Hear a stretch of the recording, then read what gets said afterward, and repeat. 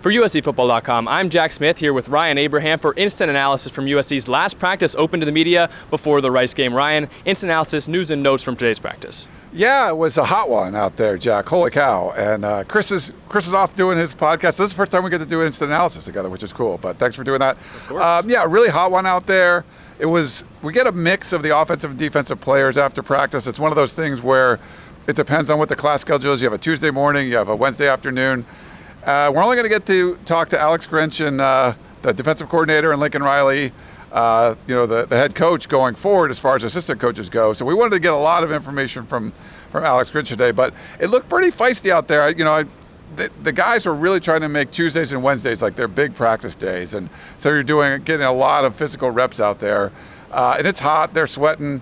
Guys are going around. They're eating a little watermelon or whatever they're having after practice. So, but it looks good. I mean, it doesn't seem like there's a whole lot of concern about the Rice Owls coming, but they're really excited, I think, to just get out there and hit somebody else. And it's a cliche, hit someone in a different uniform. But that's what it kind of looks like right now. And there seemed like that the energy, I think, was really good at practice today. And today was the last practice before Lincoln Riley said they'd be releasing a depth chart. We should see that sometime later tonight. So kind of the players' last chance to impress the coaches maybe and jump up a spot or two on the depth chart. What did you gain from what Alex Grinch said in his post-practice presser? Yeah, it's funny. He's got this kind of energy about it. If you watch him at practice when he's yelling at everybody, there's always this, he talked about, you got to find that 11 guys. I think we got 11 guys. We want to get 22. He wants to get all of his dudes out there and feel really good about it. He was asked about, one of the spots that wasn't quite as deep as some of the other spots, especially compared to the spring, that rush end position. So we got to see Romello Height without the yellow jersey this week. So he full contact. It looks like a Corey Foreman is coming back around. So I feel like that was one spot he was asked specifically where the depth wasn't quite there, but he feels pretty strong, really strongly about it. Again, it didn't seem like there was a whole lot of concern it was more about what you're doing than what the opponent's doing. There wasn't like a lot of focus on what Rice is, but you're really trying to get the guys together. And he talked about those 2 days of practice. He said the funny thing was, the cliche is like you want to make the practices harder than the games. He goes, that's rarely the case. But you want to go all out on those two practices. These 2 days, Tuesday, Wednesday, they really want to go all out. And then you're not as physical on the other days, but there's other ways you can test the players and really trying to test them mentally. He just seems like he's always like trying to make sure the players are like doing, they have to be going all the time. And he seems like he's this nervous guy. He's always worried about, we're not doing this enough, we're not doing this. He wished they had more time, So I think a lot of the stuff was interesting. And then he was asked to compare the turnaround job he did when he was hired by Lincoln Riley at Oklahoma, because Lincoln Riley brought it up a few times that the defense wasn't that good. He comes in. He said there's similarities for sure. There's going to be things that are going to be the same, but there's a lot of differences. The opponents are different. The situation's different. Obviously, the roster is completely different, but it felt like he could gain something from what they did, against, at Oklahoma when he first got there to what they're doing here. But it's just funny. Like if you just listen to his interview, we'll put his interview up today. It's just, there's kind of like this nervous energy, I guess you could describe it, where he's just not quite, he's like, it's like it's Christmas, like you're a kid before Christmas and you're just not sure what you're going to get under the tree. Like I don't think he's sure what he's going to get under the tree when he rolls those 11 guys out there on defense. I think he's absolutely one of the most competitive guys out there, too. Yesterday's practice, leading him through the tackling drill, he was pretty much running with the players all the way to the tackling dummy and just pulling up at the last second, letting them make the tackling. You guys can go watch that on the highlights from yesterday. One of the players you mentioned, Romello Height, talked a little bit about Coach Alex Grinch. He was very complimentary of everyone, but he said Alex Grinch is that guy. He's a fantastic coach. He's made the transition from Auburn a lot easier, and I just think all the players really respect him for the competitive guy he is. Yeah, Romello Height was funny. I was talking to him a little bit earlier. He comes over to Austin. We're waiting for Austin Jones, who we'll talk about a little bit. Romello Height comes over and Austin Jones is like, that's my little brother. And Romello's like, no, man, that's my little brother. He was like, pat him on the head and everything. So two guys that transferred from major programs and they act like they've been together for a long time. And I think the respect there, from Romello Height and from all the other guys, you can feel it, like it doesn't seem like this was a roster that was put together. You could say like, oh, USC went all free agent and everything. And you could do that and not really have that kind of chemistry, but there seems to be. Just that little quip on the side, just to seeing those guys kind of go at it was pretty fun. He's definitely a first guy off the bus, and Alex Grinch, talked about that rush end spot. I think it's maybe not as deep as he would like, but just seeing someone with his kind of body style, being able to hold that position down. I'm expecting big things from him. So, I mean, it's going to be interesting, but the fact that Corey Foreman's going to be, around too, we didn't get to talk to him today, but I think there are some good things happening at that spot. And just Romello's a guy that you're just going to like. I mean, when we talk to him, he's just a lot of fun. He's a lot of fun.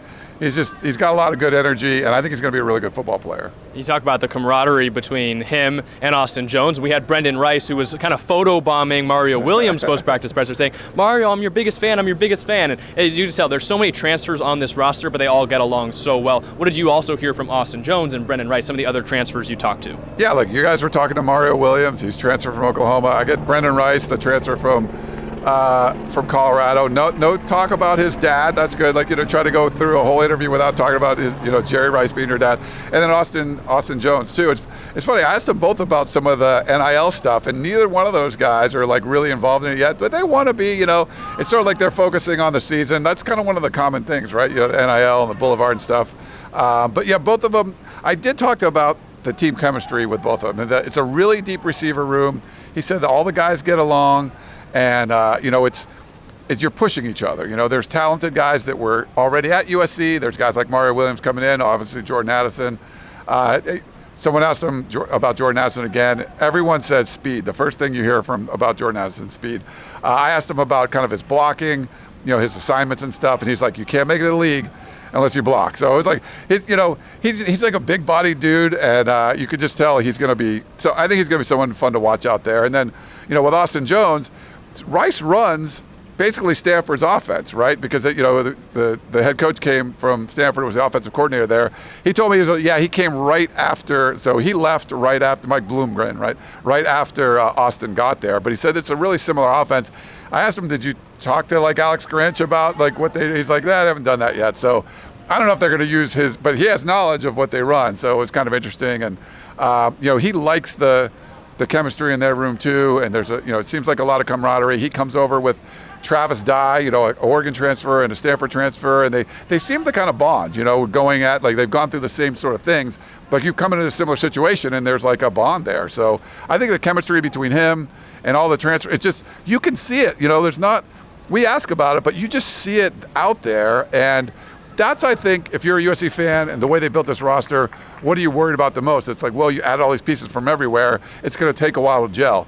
I don't know if it will. It just seems like they're getting along really well.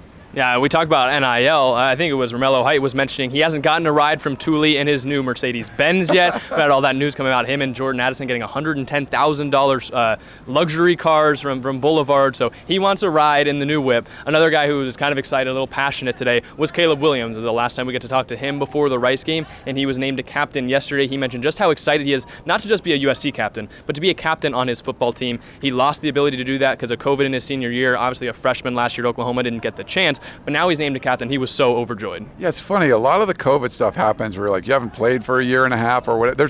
There's different things. Like I didn't go to my prom, or I couldn't be a captain on my high school football team. And he ends up being the starter for the second half of last season, and obviously has been a great leader. The fact that Oklahoma, he never spoke to the media while I was in Oklahoma until the Alamo Bowl, because the bowl game, and now you hear him on Good Morning America, you hear him with us all the time. He is as smooth as it comes. Like you couldn't get any smoother than the way he addresses the media. And the fact that he, you can be a captain, you're like, okay, I represented USC at Pac-12 Media Day, I'm the captain, and it's just sort of like, yeah, I expected that. You felt like he really meant that, like this meant a lot to him. And so that's something. I think that's something that good leaders possess too. They're not just there and they expect it to be like, he's going to show genuine, he's just genuinely happy and overjoyed that this honor was bestowed on him.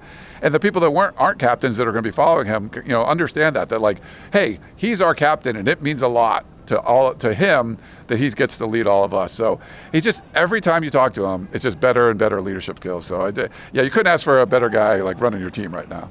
I don't think you could ask for a better group of 4 captains. Everyone that we've heard about, Shane Lee, Tuli Tuipulotu, Caleb Williams, and Justin Dietich, all the players are just raving about those guys' leadership abilities, shifting from something positive to something a little bit more negative. It's hard here without Chris, but what's going on Injury Island? Yeah, Chris is the expert on all this stuff, but it looks like healthy. The team does look healthier. So Michael Jackson, who's wearing number 9, who was doing, remember you mentioned yesterday, like doing the punt returns, he was out there, he had pads on.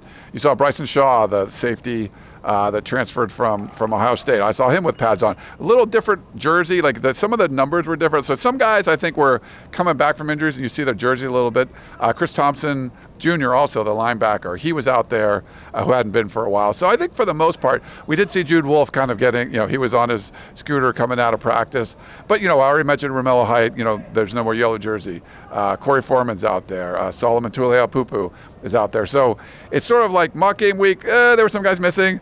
Game week, there's not as many guys missing. So it's I think they're fairly healthy right now. If there was any spots that were, the rush end spot was probably the thinnest, and it looks like they're getting some guys back now. So, I think overall, the health going into this, and these are the 2 big practices.